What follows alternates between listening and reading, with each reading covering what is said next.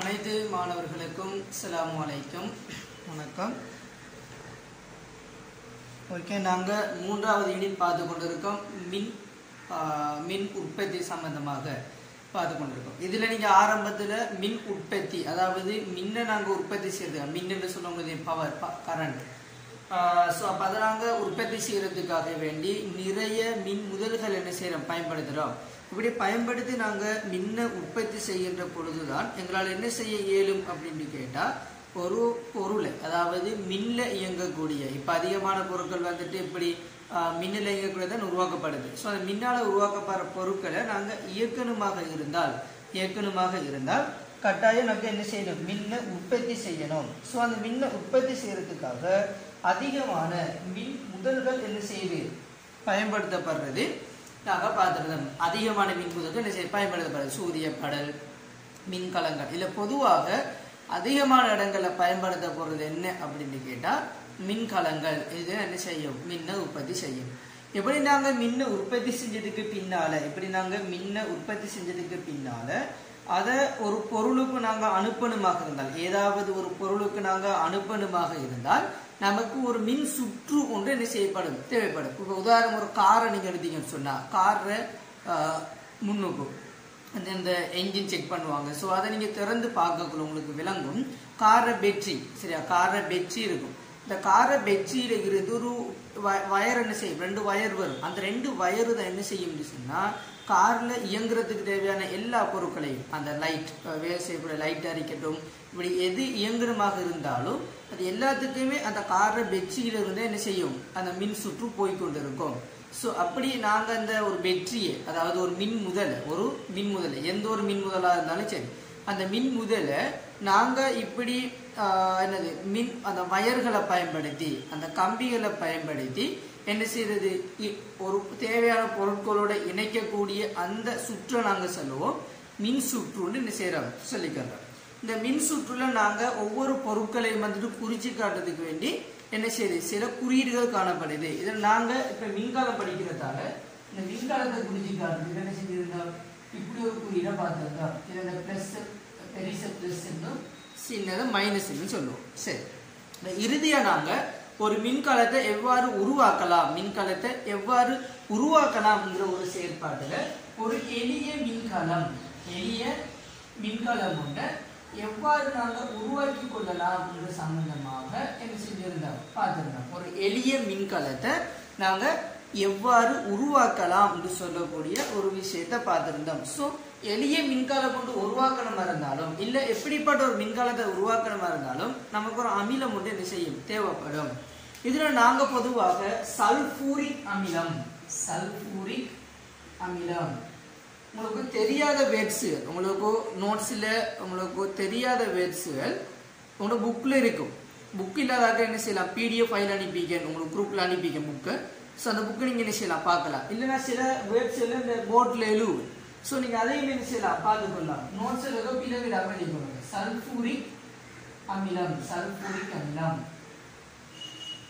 சரி, இந்த அமிலம், சரி, நாங்கள் H2SO4 சொல்லுவோம். H2SO4 இந்த அமிலத்தை பயன்படுத்தி நாகத்தகடையும் செப்பு தகடையும் பயன்படுத்தி, இதை நீங்கள் உங்களுடைய ஸ்கூலில் டீச்சர் உதவியோட என்ன செய்யலாம். நாகத்தகடு, செப்பு தகடுகளை பயன்படுத்தி ஒரு எளிய மின்கலத்தை என்ன செய்யலாம், உருவாக்கி கொள்ளலாம். சரி, இப்படி நாங்கள் என்ன செஞ்சிருந்தோம், பார்த்திருந்தோம். இப்படி இது ஐதான சல்பூரிக் அமிலம். இந்த சல்பூரிக் அமிலத்துக்குள்ள இந்த 2 தகடையும் நாங்கள் என்ன செய்யணும், இப்படி உள்ளுக்கு தடுப்பு இப்படி செய்யும். சரியா, இப்படி இந்த 2 தகடையும் ஒன்று தொடாம இப்படி 2 தகடையும் என்ன செய்வோம், வெப்பம் வச்சு ஒரு எளிய மின்கலத்தை உருவாக்கி கொள்ளலாம் என்ன செஞ்சிருந்தோம், பார்த்திருந்தோம். சரியா, ஓகே. இன்னைக்கு நாங்கள் பார்க்க போற விஷயம் என்ன அப்படின்னு கேட்டா, இதன் தொடர்ச்சியாக இப்ப நாங்கள் மின்கலங்கள் என்று சொல்லக்கூடிய விஷயம் உங்களுக்கு விளங்கி இருக்கும். மின்கலங்கள் என்று சொல்லக்கூடிய விஷயம் விளங்கி இருக்கும். இப்ப நான் சொல்ல போற விஷயம் வந்து மின்கல அடுக்கு என்று சொல்லக்கூடிய ஒரு விஷயம் இருக்கு. மின்கல அடுக்கு, மின்கல தொகுதி அப்படின்னு சொன்னா என்ன அப்படின்னு பார்ப்போம்.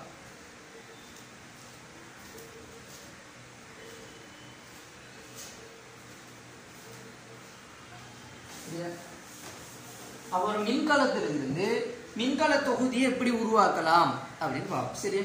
இப்ப நீங்க உருவாக்கின எளிய மின்கலத்தை இப்படி நிறைய எளிய மின்கலத்தை உருவாக்கணும். சரி, நிறைய எளிய மின்கலத்தை இப்படி உருவாக்குவோம்.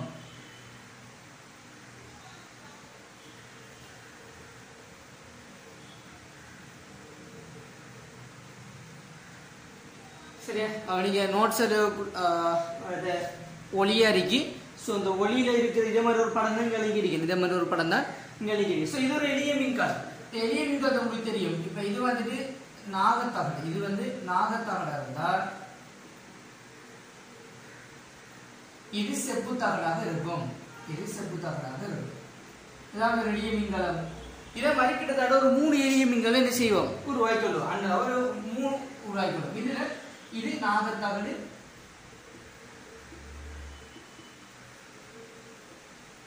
இது செப்பு தகடு.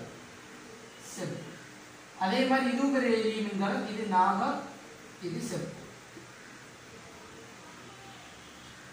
இப்ப நாங்க என்ன செய்ய போறோம்னு கேட்டா, உங்களுக்கு நான் போன கிளாஸ் சொல்லி இருந்தேன். இதுல வந்துட்டு நாகம் வந்துட்டு மைனஸ் ஆகவும், இது வந்துட்டு பிளஸ் ஆகவும் இருக்கும். அதே மாதிரி இது மைனஸ் ஆகவும், இது பிளஸ் ஆகவும் இருக்கும். இங்க நாகம் மைனஸ், செப்பு பிளஸ். உங்களுக்கு இந்த ஏற்றம் சம்பந்தமாக 2வது யூனிட்ல உங்களுக்கு என்ன செஞ்சிருக்கேன்? ஏற்றம் சொல்லக்கூடியது 2 வகை ஏற்றம் இருக்கு. ஒன்று மர ஏற்றம், இன்னொன்று நேரேற்றம் சொல்லக்கூடிய விஷயம் உங்களுக்கு தெரிஞ்சிருக்கும். ஸோ அந்த ஏற்றம் உங்களுக்கு சயின்ஸ்ல நிறைய இடங்கள் என்ன செய்யப்படும்? தேவைப்படும் ஏற்றங்கள் என்று சொல்லக்கூடிய விஷயம். இந்த ஏற்றங்கள் தான் மின்னுக்கு மிக முக்கியமான ஒரு காரணம். அந்த ஏற்றங்கள் அசையாம இருந்தால் அது நிலை மின் ஏற்றம். ஏற்றங்கள் அசைஞ்சாது ஓட்ட மின் என்று செய்யறோம் சொல்லிக்கலாம். சரியா? ஸோ அப்ப இந்த மின்னொன்று அந்த ஏற்றங்கள் இருந்தால் தான் மின்னை உருவாக்கலாம். ஸோ 2 வித்தியாசமான ஏற்றங்கள் என்ன செய்யணும்? காணப்படணும். ஸோ ஒரு மின்கலத்தை எடுத்தோம்னு சொன்னோம். அதுல நாங்கள் மின்னை உருவாக்கணும். ஒரு மின்கலத்தை பயன்படுத்தி ஒரு மின்னை உருவாக்கணும் என்று சொன்னா அந்த மின்கலத்துல ஒரு பக்கம் பிளஸ் ஆகவும் இன்னொரு பக்கம் என்ன செய்யணும்? மைனஸ் ஆகவும் இருக்கணும். இருந்தாதான் மின் என்ன செய்யலாம்? உற்பத்தி செய்யலாம். ஸோ இப்படித்தான் அந்த ஏற்றங்கள் என்ன செய்ய போதும்? காணப்பட போதும். இப்ப நாங்க என்ன செய்யலாம்? வயரை பயன்படுத்தி இந்த பிளஸ்ஸையும் மைனஸையும் இணைக்கும். இப்படி நிறைய என்ன செய்யலாம்? இணைச்சு கொள்ளலாம். இப்படி பிளஸ் மைனஸ் நிறைய மின்கலங்கள் இருக்கு. இப்படி பிளஸ் மைனஸ் இணைச்சி உருவாக்கக்கூடிய இதை நாங்க சொல்லுவோம் என்ன அப்படின்னு கேட்டா மின்கல தொகுதி. மின்கலங்களின் கூட்டம்.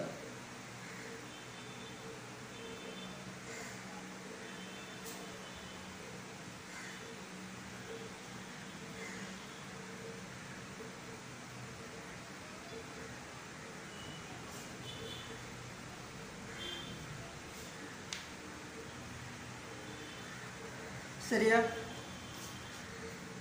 இப்ப இதே மாதிரி நாங்க என்ன செய்யலாம்னு சொன்னா அந்த உலர் மின்கலங்களை பயன்படுத்தி ஒரு மின்கல தொகுதியை அமைச்சு பார்ப்போம். இப்ப ஒரு உலர் மின்கலம் எப்படி இருக்கும்? இப்படிதான் இருக்கும்.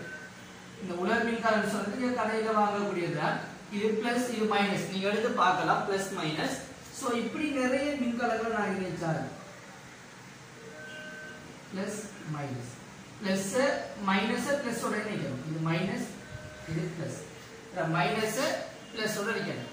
இப்படி நாங்க இணைக்கும் போது இப்படி உலர் மின்கல பயன்படுத்தி இணைக்கக்கூடிய இந்த மின்கல தொகுதிக்கு நம்ம ஒரு பேர் சொல்லுவோம் மின்கல வடக்கு. பேட்டரின்னு சொல்லி சொல்லுவோம். பேட்டரி மின்கல வடக்கு.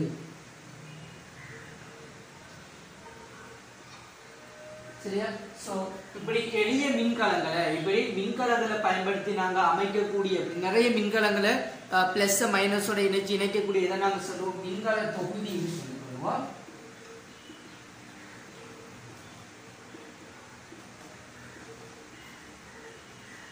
இந்த மின்கல தொகுதியை நாங்க உலர் மின்கலங்களை பயன்படுத்தி நீங்க கடையில வாங்கக்கூடிய உலர் மின்கலங்கள் இதுகளை பயன்படுத்தி நீங்க இப்படி ஒரு மின்கல தொகுதியை உருவாக்கினா அதுக்கு விசேடம் ஒரு பேர் சொல்லுவோம் பேட்டரி மின்கல வடுக்குன்னு என்ன செய்யறோம் சொல்லிக்கலாம். உதாரணமா கார் பேட்டரி எடுத்தோம்னு சொன்னா அந்த கார் பேட்டரிக்குள்ள கிட்டத்தட்ட நிறைய இத மாதிரி உலர் மின்கலங்கள் செய்யும் காணப்படும். நிறைய உலர் மின்கலங்களை இப்படி ஒன்றோடு சேர்த்து உருவாக்கப்பட்டதுதான் கார் பேட்டரியாக இருக்கும்.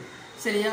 ஸோ இதை நாங்கள் மின்கல வடுக்கு வெற்றின்னு என்ன செய்கிறோம் சொல்லிக்கொள்கிறோம். ஸோ அப்போ கீழே நீங்கள் நோட்ஸாக என்ன செய்யுங்க எழுதி கொள்ளுங்க.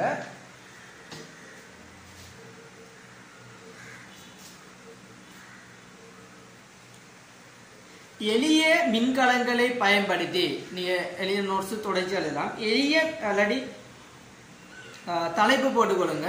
மின்கல தொகுதியை உருவாக்குதல். மின்கல தொகுதியை உருவாக்குதல் முதல் படிச்சது மின்கலத்தை உருவாக்குறது. இப்ப மின்கல தொகுதியை உருவாக்கல் இது போட்டுட்டு கீழே எழுதி கொள்ளுங்க. எளிய மின்கலங்களை பயன்படுத்தி இல்லாட்டி எளிய மின்கலங்கள்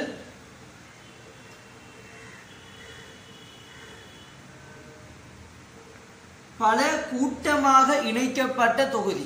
எளிய மின்கலங்கள் பல கூட்டமாக இணைக்கப்பட்ட தொகுதி. இப்படி எழுதிக்கொள்ளுங்க. எளிய மின்கலங்கள் பல, அதாவது நிறைய மின்கலங்கள் கூட்டமாக இணைக்கப்பட்ட தொகுதி மின்கல தொகுதி எனப்படும். மின்கல தொகுதி எனப்படும். சரியா? இப்ப நாங்க இதை எப்படி அமைச்சு கொள்ளலாம் அப்படின்னு பார்ப்போம். எளிய மின்கலங்களை பயன்படுத்தி எப்படி அமைக்கலாம் என்று பார்ப்போம். சரி,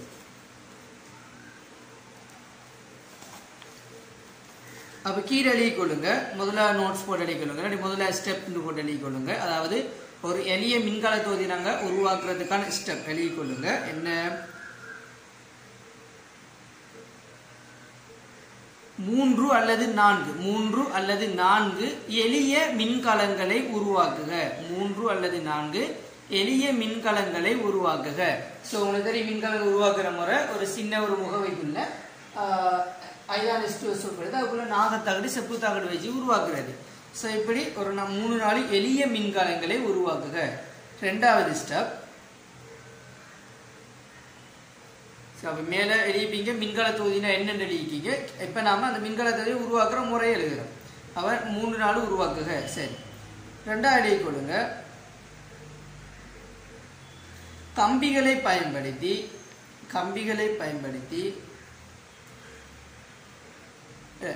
கம்பிகளை வெட்டி போட்டு எப்படி எழுதிக்கணும்? அம்மின்கலங்களை எளிய மின்கலங்களை ஒரு மேசையில் ஒரே நேராக வைத்துக் கொள்க. ஸோ என்ன செய்யற? இப்படி ஒரு மேசையில் ஒரு வரிசையில ஒரே நேராக வைக்கக்குள்ள நீங்க அவசியம் என்ன செய்யுங்கன்னு சொன்னா, இப்ப நாகத்தகடிங்கள் செப்பு தகடிங்கள் அப்படின்னு சொன்னா மற்ற எளிய மின்கலத்தை நீங்க வைக்கக்குள்ள இந்த நாகத்தகடை என்ன செய்யுங்க, இந்த செப்பு தகடு பக்கத்துல இப்படி வச்சு கொடுங்க. சரியா? இப்படி வச்சு கொடுங்க. செப்பு தகடு இங்கே வைக்காம இப்ப நாகத்தாடு செப்பு தகடு இப்படி வச்சா இங்காலே என்ன செய்யுங்க, நாகத்தாடு செப்பு தகடு வைக்கிற மாதிரி என்ன செய்யுங்க வச்சு கிட்டத்தட்ட 3-4 எளிய மின்கலங்களை இவ்வாறு வச்சுட்டு இப்ப கம்பிகளை பயன்படுத்தி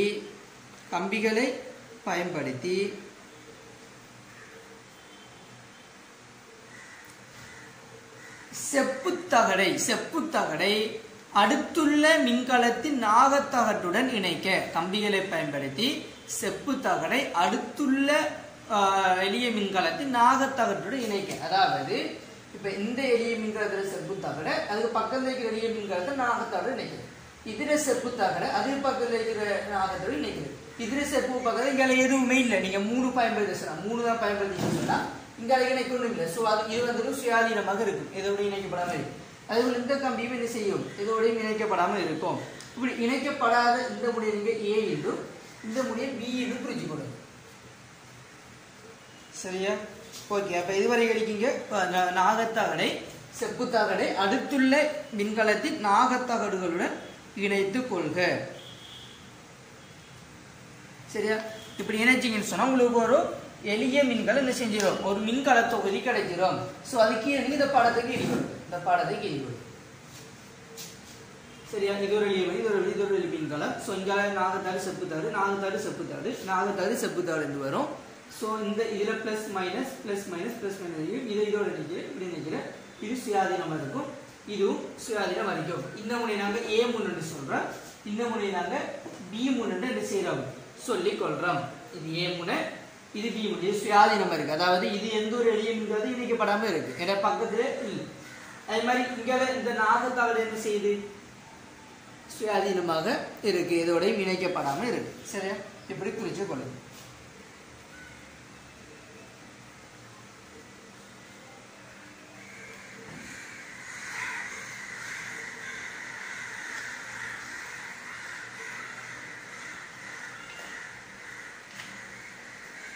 சரி, இப்போ அடுத்த நோட்டை எழுதிக் கொள்ளுங்க. அடுத்த நோட்டை எழுதிக் கொள்ளுங்க.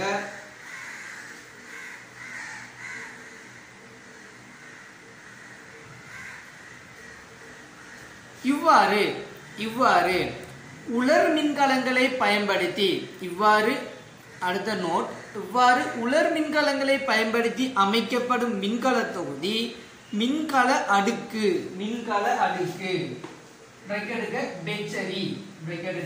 பெச்சரி என அழைக்கப்படும். இவ்வாறு உலர் மின்கலங்களை பயன்படுத்தி அமைக்கப்படும் மின்கல தொகுதி மின்கல அடுக்கு பெச்சரி என அழைக்கப்படும். இது போட்டு இப்ப நாங்க இந்த உலர் மின்கலங்களை பயன்படுத்தி எவ்வாறு ஒரு மின்கல தொகுதியை ஒரு பெச்சரியை உருவாக்கலாம் அப்படின்னு கேட்டா நீங்க என்ன செய்யுங்க, நான் சொல்றதை எழுதிக் கொள்ளுங்க. செய்முறை என்று போட்டு, அதாவது உலர் மின்கலங்களை பயன்படுத்தி உங்களுக்கு விளங்குறத எழுதிக் கொள்ளுங்க. அப்ப உலர் மின்கலை பயன்படுத்தி ஒரு மின்கல தொகுதியை உருவாக்குதல், உலர் மின்கலங்களை பயன்படுத்தி பெச்சரியை உருவாக்குதல் என்று போட்டு நான் சொல்றதை எழுதிக் கொள்ளுங்க. மின்கலங்களை பயன்படுத்தி உலர் மின்கலங்களை பயன்படுத்தி ஒரு பெச்சரியை உருவாக்குதல் இது போன்று எழுதிக்கணும். 3 அல்லது 4 உலர் மின்கலங்களை எடுத்து ஒரு மின்கலத்தின் நேர் முடிவிடத்தை மற்றைய மின்கலத்தின் மறை முடிவிடத்துடன் தொடுத்து கொள்க. 3 அல்லது 4 மின்கலங்களை எடுத்து கம்பிகளை பயன்படுத்தாமல் ஒரு மின்கலத்தின் நேர் முடிவிடத்தை மற்ற மின்கலத்தின் மறை முடிவிடத்தை இணைத்துக் கொள்வது. ஸோ இவ்வாறு நாங்கள் இணைச்சோம் என்று சொன்னால் நமக்கு என்ன கிடைக்கும், ஒரு உலர் மின்கல தொகுதி, அதாவது மின்கல தொகுதி ஒரு பெச்சரி கிடைக்கும். ஸோ நீங்கள் இந்த படத்துக்கு கீறிக்கொள்ளுங்க, அதோட இப்படி ஒரு படம் கீறிக்கொள்ளுங்க. இது ஒரு பெட்ரி பிளஸ் மைனஸ், அதே மாதிரி இது ஒரு பெட்ரி, இது பிளஸ் இது மைனஸ், அதே மாதிரி இப்படி ஒரு பெட்ரி பிளஸ் மைனஸ்,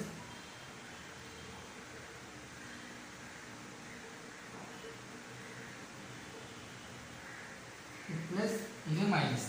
இப்ப என்ன செய்யணும் அப்படின்னு கேட்டா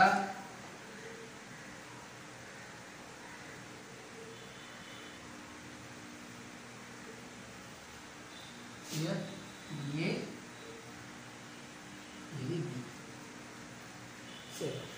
இப்படி ஒரு 2 படத்தை என்ன செய்ய கீறிக்கொள்ளுங்க. இது ஒரு பெட்ரி தான். இப்படி நான் கம்பியை பயன்படுத்தாம என்ன செஞ்சிருக்கேன், இதை ஒரு உருவாக்கிடுவோம். கம்பியை பயன்படுத்தாம ஒரு பெட்ரி உருவாக்கியிருக்கேன் உலர் மின்கலங்களை பயன்படுத்தி. இது கம்பியை பயன்படுத்தி என்ன செஞ்சிருக்கேன், ஒரு உலர் இந்த கருப்பா போட்டிகள்லாம் கம்பிகள், இங்கேயும் என்ன வந்திருக்கிறது கம்பிகள். சரியா? ஸோ கம்பிகளை பயன்படுத்தி பிளஸ் மைனஸ் எழுதிக்கு, இங்கே பிளஸ் மைனஸ் எழுதி, பிளஸ் மைனஸ் எழுதிக்கு, இந்த பிளஸ் சுயாதீனமாக இருக்கு, இந்த மைனஸும் சுயாதீனமாக இருக்கு. சரியா? ஸோ இதுதான் ஒரு பெச்சரி மின்கல தொகுதி, மின்கல வடுக்கு என்று சொல்றது இதுதான். சரி, அதாவது உலர் மின்கலங்களை பயன்படுத்தி நாங்கள் உருவாக்கக்கூடிய ஒரு மின்கல தொகுதிக்கு வரப்போம். சரி, இப்போ அடுத்த விஷயம் என்ன அப்படின்னு கேட்டா இதை எழுதி கொள்ளுங்க. கீழே நோட்ஸ் எழுதி கொள்ளுங்க.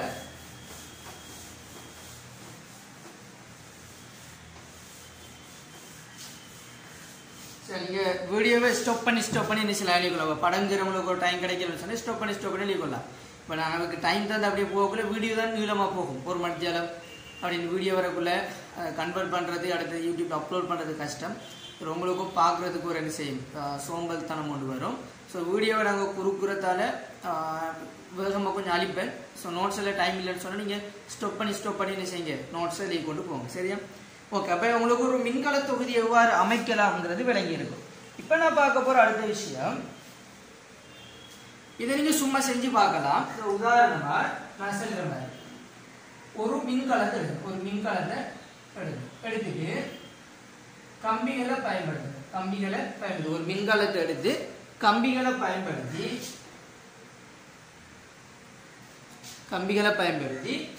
ஒரு எல்இடி பல்பை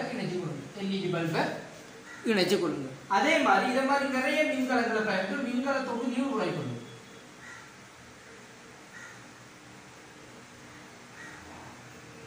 மின்கல தொகுதியை உருவாக்கிட்டு இப்போ ஒரு பல்பை இணைச்சு பாருங்க. சரியா? ஃபர்ஸ்ட்டுக்கு ஒரு உலர் மின்கலத்தை எடுத்து அதோட இந்த பல்பை இணைச்சு பாருங்க. அப்புறம் அதே பல்பை எடுத்து இப்படி நிறைய உலர் மின்கலங்கள் இணைச்சு அதோட இணைச்சு பார்க்கக்குள்ள உங்களுக்கு கிடைக்கக்கூடிய அவதானம் என்ன அப்படின்னு பார்த்தா, இதுல இந்த பல்ப் வந்துட்டு எரியிற பிரகாசத்தை விட இதுல பிரகாசம் அதிகமாக இருக்கும். இதுக்கு காரணம் என்ன அப்படின்னு கேட்டா, இதுக்குள்ள வர மின்னோட்டத்தை விட இதுக்குள்ள வர மின்னோட்டம் அதிகமாக இருக்கும்.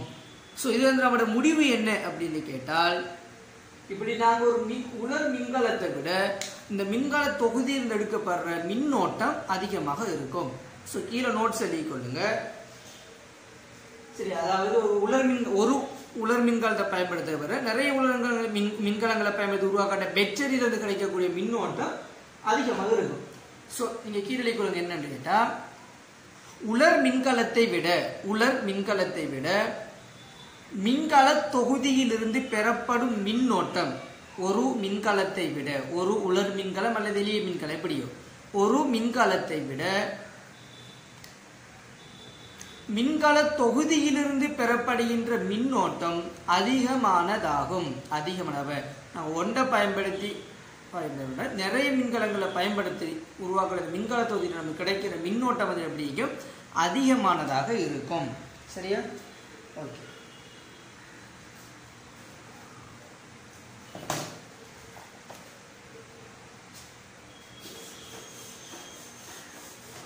இப்ப நான் சொல்லக்கூடிய சில நோட்ஸ் எழுதி கொள்ளுங்க. இதுல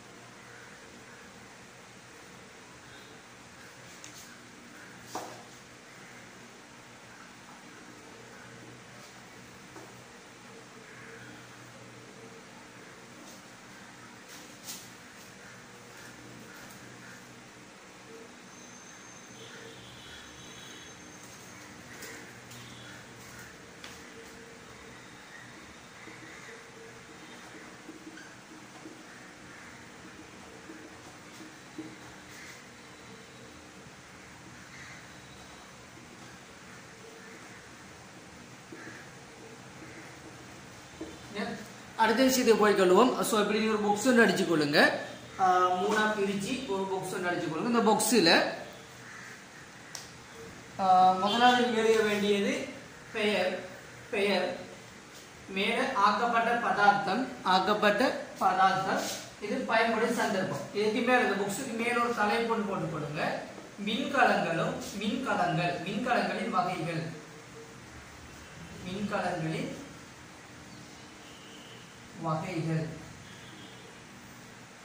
தலைப்போடு போட்டுக்கொள்ளுங்க. ஸோ மின்கலங்களின் வகைகள் ஒரு தலைப்பு போட்டு முதலாவது பெயர், ஆக்கப்பட்ட பதார்த்தம், பயன்படும் சந்தர்ப்பம், இவ்வாறு என்ன செய்யுங்க எழுதி கொள்ளுங்க. சரியா? இப்ப நான் சொல்லக்கூடிய ஒவ்வொன்றாக என்ன செய்யுங்க அந்த பாக்ஸுக்குள்ள நீங்க போட்டீங்கன்னு சொன்னா சரி.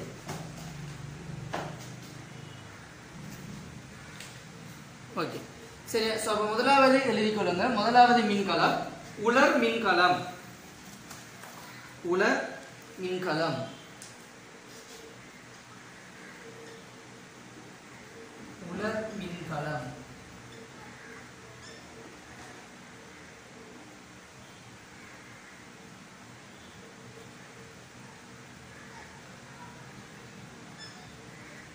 பிளஸ் இது மைனஸ். உலர் மின்கலம். ஆக்கப்பட்ட பதார்த்தம் நாகத்தகடு,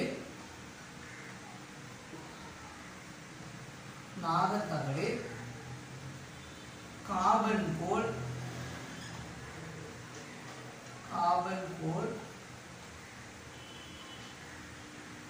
கார்பன் தூள்.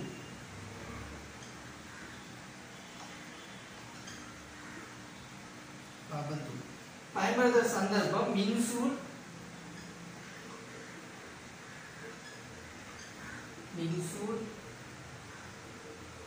வானொலி, சுவர் கடிகாரம்.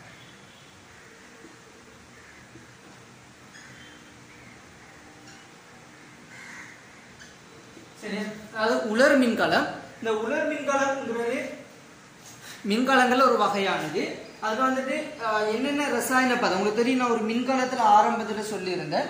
ஒரு மின்கலத்தை நாங்க பிரிச்சு பார்த்தோம் சொன்னா நிறைய ரசாயன பதார்த்தங்கள் அதுக்குள்ள காணப்படும். ஸோ எந்த ஒரு மின்கலமும் ரசாயன பதார்த்தங்களால் என்ன செஞ்சிருக்கும், ஆக்கப்பட்டிருக்கும் பார்த்திருக்கோம். ஸோ இந்த உலர்மின்கள் ஆக்கப்பட்ட ரசாயன பதார்த்தம் என்னன்னு கேட்டா நாகத்தகடும் கார்பன் கோல். செப்பு தகடு பயணிச்சு கார்பன் கோல் பயன்படுத்தப்படும். கார்பன் கோல் அதோட கார்பன் தூள் என்று சொல்லக்கூடிய ரசாயன பதார்த்தங்கள். இப்படி கார்பன் தூள் அந்த லைட் அடிக்கிறது இருக்கிறது கார்பன் தூள். கார்பன் தூள் கார்பன் தூள் சரியா. ஓகே கார்பன் கோல் 4 தடவை கார்பன். இது உங்களோட புக்ல இருக்கு 56 பக்கம் இருக்கு. ஸோ நீங்க பார்க்கலாம். எங்க பயன்படுத்துன்னு சொன்னா மின்சூல் நம்மளோட டோர்ச் லைட் அதுல வானொலிகளை பயன்படுத்தப்படும். சுவர் கடிகாரங்கள் என்ன செய்யுது, இது பயன்படுத்தப்படுது. ஓகே அடுத்தது கார மின்கலம். முதலாவது கார மின்கலம்.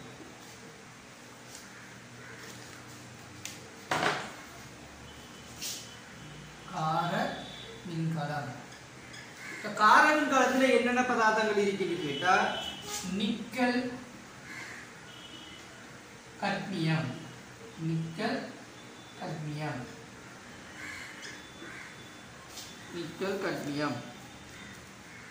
இது எங்க பயன்படுத்துறதா தொலைபேசி ஒவ்வொரு தேவைக்கு ஏற்ற மாதிரியும் மாறும். கேமரா அதே போல விளையாட்டு பொருட்கள்.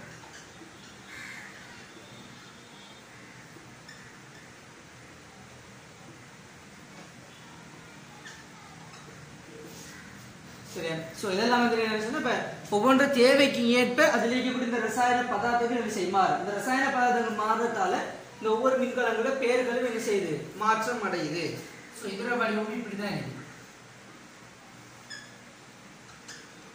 பிளஸ் மைனஸ் இப்படி படிவத்தில் இருக்கு. சோ இதுல நிக்கல் காட்மியம் பயன்படுத்தப்படுது. தொலைக்காட்சி கேமரா விளையாட்டு பொருட்கள் போன்ற சாதனங்கள் என்ன செய்யுது பயன்படுத்தப்படுது. அடுத்தது பொத்தான் கலங்கள்.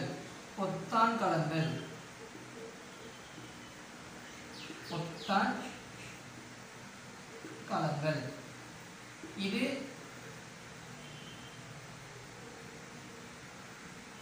எங்க பாப்பீங்கன்னு சொன்னா உங்களோட ஸ்டாப் உங்களுடைய நம்ம கையில கட்டக்கூடிய ஒச்சிரிக்கு தானே. ஸோ இந்த ஒச்சில வந்து பாத்தீங்கன்னு சொன்னா உள்ளுக்கு இப்படியான ஒரு இதுதான் இருக்கும். இப்படியான ஒரு மின்கலம் தான் இருக்கும். இதை நாங்க சொல்றோம் பொத்தான் கலங்கள் என்ன செய்யறோம் சொல்லிக்கொள்றோம். இதுல காணப்படுறது லித்தியம்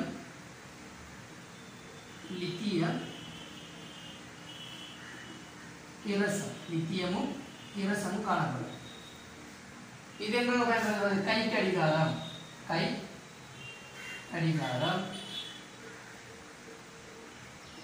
கணினி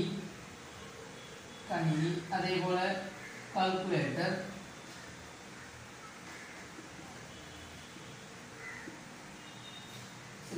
இப்படியான இடங்கள்ல இந்த கலங்கள் தான் செய்யுது பொத்தான் கலங்கள் தான் பயன்படுத்தப்படுது. அதே போல அடுத்தது ஈய அமில மின்கல வடுக்கு.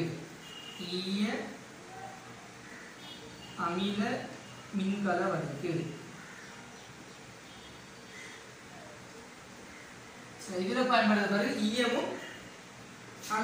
ஈயமும் சல்பூரிக் அமிலமும்.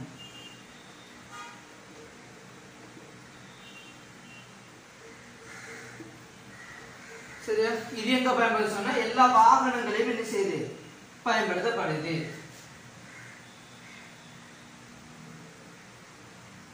சரியா. பொதுவா கார், பஸ்,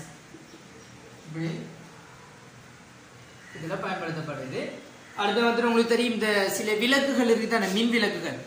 நாங்க கரண்ட் போட்டு திருப்பி என்ன செய்வோம் சார்ஜ் பண்ணி திருப்பி பயன்படுத்துற மின் விளக்குகள். ஸோ இதுகள் எல்லாம் என்ன பயன்படுத்தப்படுது சொல்லி இந்த சார்ஜ் போட்டு பயன்படுத்துற மின்கள். இதுல வந்துட்டு இந்த ஈய அமில மின்கலங்களுக்கு பயன்படுத்தப்படுது. இதை நாங்கள் கார் பேட்டரி தான் சொல்றோம். ஈய மின்கலம் எடுக்கிற நாங்கள் சொல்றது கார் பேட்டரி. அப்புறம் கார் பஸ் போன்ற அந்த பேட்டரிகள்லாம் இந்த ஈயம் மின்கலம் அடுக்குதான் ஈயமிலும் மின்கலம் அடுக்கு ஈயம் சல்பூரிக் அமிலம் பயன்படுத்தப்படுது சரியா ஸோ இவ்வளவு உங்களுக்கு காணப்படக்கூடிய மின்கலங்களும் அதில் அந்த மின்கலங்களை பயன்படுத்தக்கூடிய பதார்த்தங்கள் அது பயன்படுத்தப்படுற சந்தர்ப்பங்கள் சரியா நம்ம எவ்வளோ சொல்லுவாங்க உங்களுக்கு தெரிஞ்சிருக்கணும் ஓகே இதை நீங்கள் ஸ்டாப் பண்ணி வச்சு எழுதி கொள்ளுங்கள் இப்போ நாங்கள் அடுத்த விஷயத்தை போய்விடுவோம்